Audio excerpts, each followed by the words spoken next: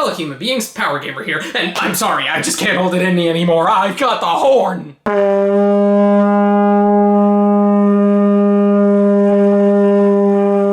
Now that I finally got that out of my system, I can focus on playing some Bayonetta. Bayonetta. Don't give me that look. I know this game looks inappropriate, and it is, but don't be fooled by that cover art. This is one of the most highly acclaimed games of the late 2000s. But how was it formed by Homo sapiens? The game was published by Sega and developed by Platinum Games, an aspiring studio founded in 2007, and it was one of the first games they ever made. It was directed by Hideki Kamiya, who had previously worked for Capcom on games like Resident Evil and Devil May Cry. It was primarily developed for the Xbox 360, with Sega working on the PS3 version. The character of Bayonetta was designed by Mari Shimazaki, who wanted her to be sexy without being over the top like many other female video game characters. Kamiya requested for her to wield 4 guns, one for each limb, and wear glasses to make her seem, and I quote, mysterious and intelligent. He also wanted to incorporate sexiness into the action, which played a big role in the game's design. The game was released on October 29th, 2009 in Japan for the 360 and PS3, with other countries getting it in January of 2010. The 360 version received massive acclaim, but the PS3 version was a bit more mixed. Regardless, the game was a success, selling over 1.35 million copies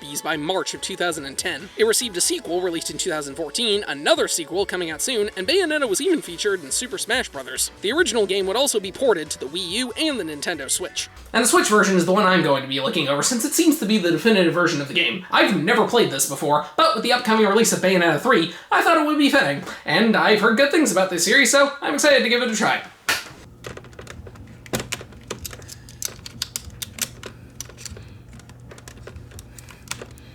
Well, this game sure knows how to get your attention because they literally give you the backstory while you're falling on a clock tower down a cliff. That's one way to do it. The forces of heaven and hell were mainly kept in balance by the Lumen Sages, who were warriors of light, and the Umbra Witches, who were warriors of darkness. These two groups remained at peace with each other until the balance was somehow upset, causing an entire war to break out. In the end, the Umbra Witches were victorious, but they were later pursued by humans, and all of them were wiped out, except one. We then cut to a cemetery where a gangster named Enzo notices a strange woman. The woman is suddenly attacked by strange creatures, is stripped of her suit, dons clothing made from her hair, it's less disgusting than it sounds, and equips herself with 4 guns which she uses to fight them off. This is Bayonetta, the last surviving Umbra Witch and possessor of a gem called the Left Eye. Out of the casket pops a man named Rodin, and Bayonetta takes both him and Enzo on a ride. Later on, we find out that many years ago, Bayonetta mysteriously awoke from a casket at the bottom of a lake with no memory of who she is. All she knows is that she's an Umbra Witch, and the forces of hell will pay her in exchange for killing heaven creatures. Bayonetta mainly seeks to restore her lost memories while dealing with the angelic enemies she faces along the way. Yeah, the story is a bit of a mess, but it's made very clear from the beginning that it's not supposed to be the main focus. This game can easily be described as style over substance, and I don't mean that as a bad thing. It knows the style it's going for, and it nails it. This is one of the most over-the-top games I've ever played in my entire life, and it hits you right from the beginning. I mean, the main character literally has guns attached to her shoes. You shoot bullets to pass through lava at one point. That's how ridiculous it gets. The game knows it's absurd, and it loves it. All that really matters in this game is that you enjoy the characters, and thankfully most of the characters in this game are really likable. Bayonetta has a decent motivation, and she clearly enjoys what she does, which you can't help but respect. The game overall looks pretty great from 2009. The backgrounds look great, character models are good, and they have solid animation. The game also has quite the interesting soundtrack. Music only really plays when you're fighting enemies, and when it does, it's this high-energy pop music that just gets you so pumped up and ready for action. And during boss fights, you have these grand orchestral scores that sound amazing. And the voice acting for this game is fantastic. The game is split up into chapters and has a heavy emphasis on combat.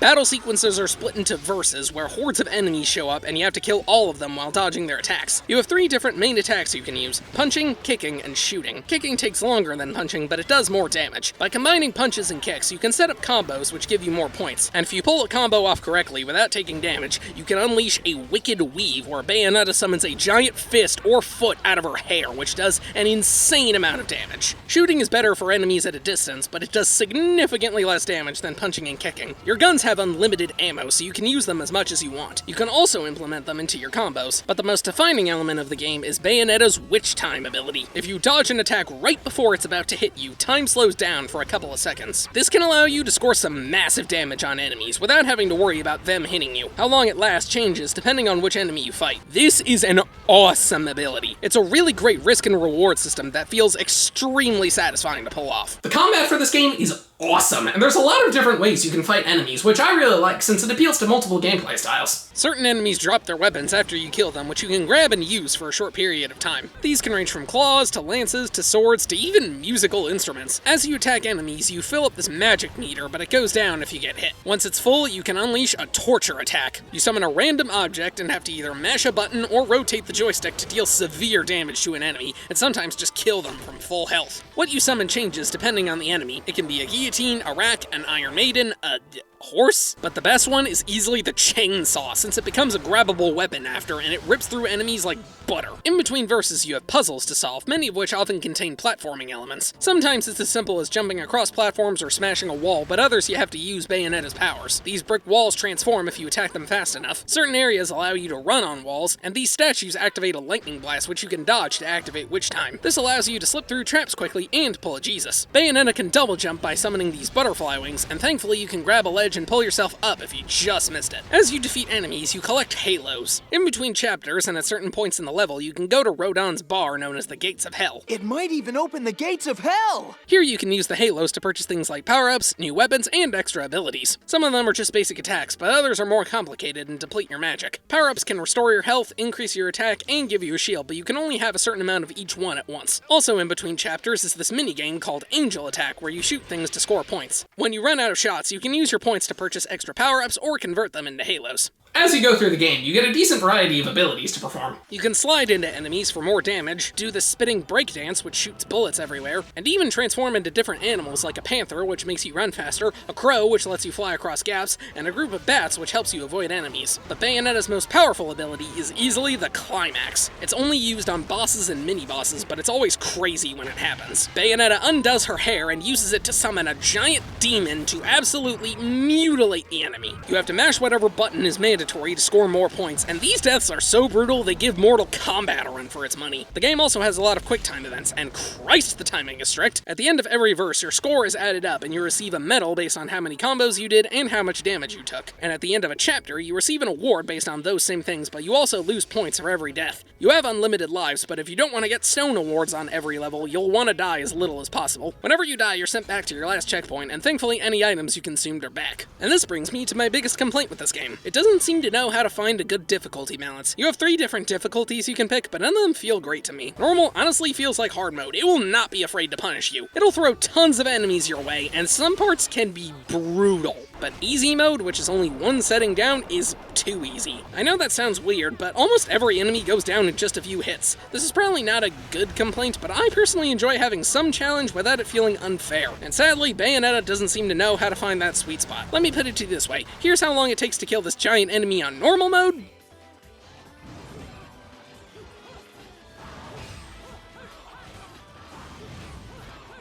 And here's how long it takes on easy mode.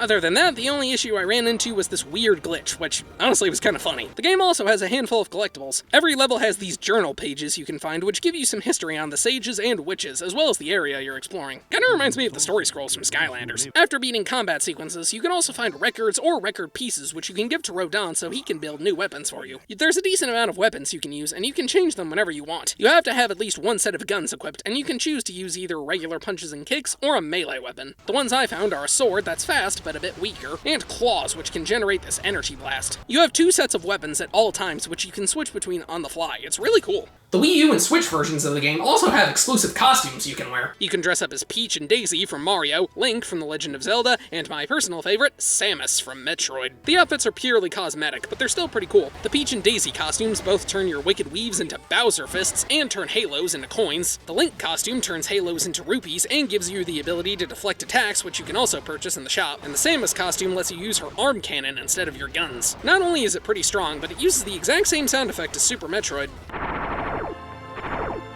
Well, Back to the story, Bayonetta and Enzo are attacked by angels, but before Bayonetta can do anything, another mysterious woman pops up and takes them all out. This is Jean. The two ladies seem to recognize each other, and they take out the angels before Jean runs off. After a brief drink with Rodin, Bayonetta follows a tip from Enzo that a gem called the Right Eye is being sold on the black market. So she heads to the European country of Vigrid to get it. After being attacked by this giant dragon thing, Jean shows up again, and we get a flashback where we learn that she's also an Umber Witch, and at one point had to fight an opponent of her choice, and she chose Bayonetta, who was apparently an outcast. We then actually get to play the fight between the two of them, and Jean uses identical powers to Bayonetta. Back in the present, Bayonetta makes her way to a nearby town where she runs into a man named Luca. Luca is a journalist who saw Bayonetta awaken from the lake and believes she killed his father, so now he wants to try and expose her to the rest of the world. Because I guess he has nothing better to do.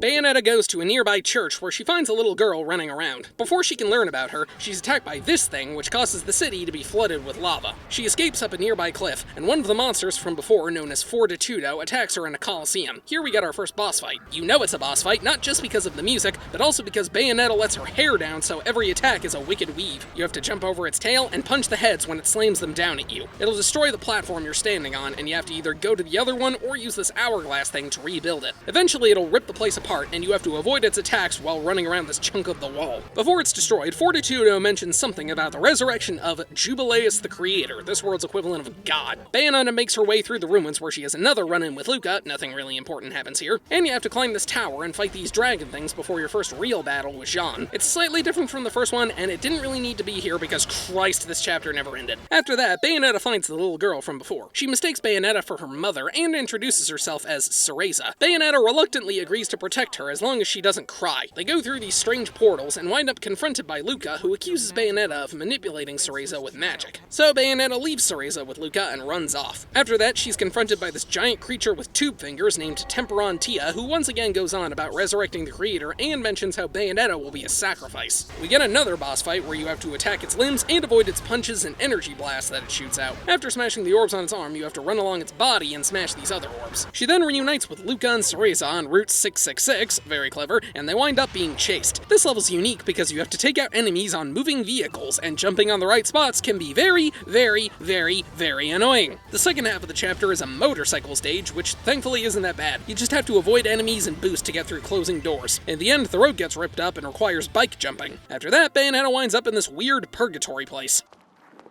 Tentacles? Why did it have to be tentacles? Hey, some people are into that. These chapters don't really have much plot in them, but you do have a rematch with smaller versions of the two previous bosses, as well as this part, which is one of the worst things I have ever seen in my life. You have to kill 3 of these train-like things, and they do so much damage. They fire lasers at you, which are really hard to avoid, and shoot a barrage of missiles, which you have to use witch time in order to get through. Plus, they take forever to kill. You can't hit them from far away, but they can hit you. I seriously played this part for over 20 minutes. I can only kill one of these stupid things before dying over and over and over and over and over and over and over and oh god, no, do I have to start the whole chapter all over again?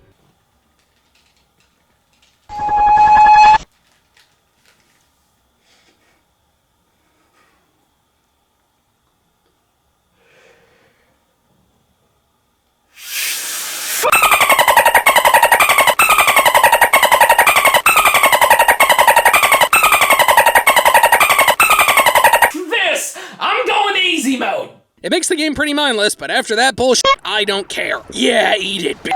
Die, you scum! Spend eternity in hell, motherfucker! Now that that's taken care of, Luca and Cereza have a brief bonding moment before being attacked. Bayonetta saves them, and then has to deal with this multi-headed beast known as Aistida. You have to punch the heads, run along the necks, and then slash the body, chopping the head off. But you also need to be careful since it's constantly destroying the platforms you're standing on. The thing goes on about Jubileus like before, only it also mentions that both eyes of the world are needed to resurrect him. Luca then helps Bayonetta remember where the eyes of the world came from. The left eye belonged to the Umber Witches, while while the right eye belonged to the Lumen Sages. Both eyes helped the clans oversee the world's history and keep everything in balance. However, that balance was broken when 2 members of each clan conceived a child of both Sage and Witch blood. This resulted in the war that led to both clans being wiped out. Back in the present, Cereza shows Bayonetta a gem resembling the left eye and gets kidnapped and taken aboard this jet. Bayonetta chases after her and once again runs into Jean, who we now learn is working with the Sages to resurrect Jubileus. We get another fight, and Bayonetta saves Cereza as the plane comes crashing down. Luca shows up and takes Cereza away in a helicopter while Bayonetta fights this ocean monster called Sapientia. This is easily the worst boss in the game. You have to move around on a raft and attack its legs. Once you take them all out, go for the head and activate the climax where you have to steer the thing into the demon. It then summons a water vortex where you just need to move forward and attack. It's not very interesting, and it's not very fun. Bayonetta catches up with Luca and Cereza, and they're attacked again. We then get another vehicle stage where the game becomes a Star Fox clone. Avoid attacks, shoot things, and use your magic meter to fire missiles. Nothing crazy, but decently fun. After that, they reach the Isla del Sole, where Bayonetta has her final confrontation with Jean, but before their fight, she reveals that Bayonetta is indeed the child born of the Sage and the Witch. The fight is pretty much the same as the previous ones, only now Jean has a hair outfit like Bayonetta's. Again, it's less disgusting than it sounds. After being defeated, Jean reveals that she and Bayonetta were actually friends when they were young. She's then seemingly blown up by missiles, and Bayonetta reunites with Luca and Cereza for, what, the 3rd time now? Cereza believes she hears her father and runs off into this tower. Bayonetta follows her, where she's ambushed by a bunch of previous bosses and mini-bosses, and we even have this section where she mans a turret. Once she reaches the top, she's greeted by Baldur, the last of the Lumen Sages, and Bayonetta's father.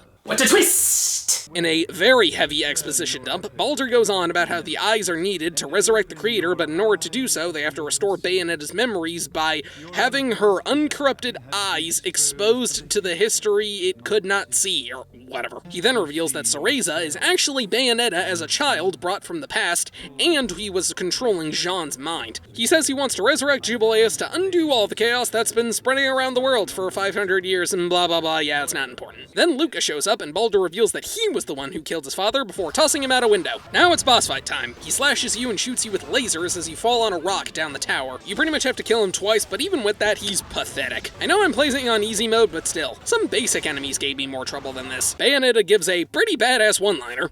Don't witch.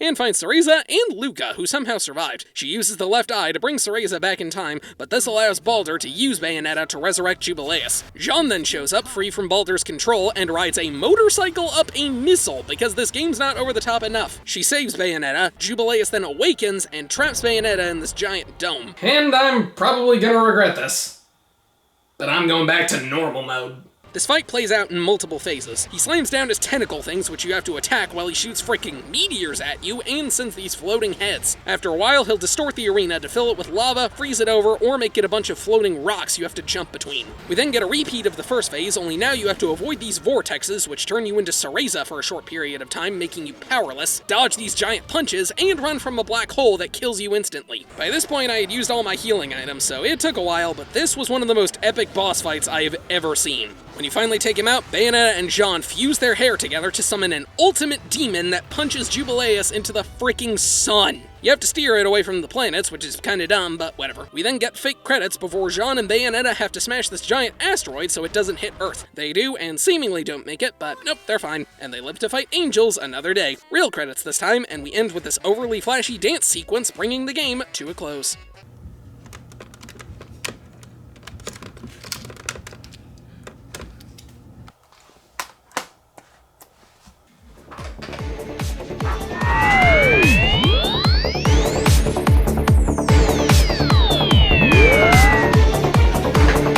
Game conquered.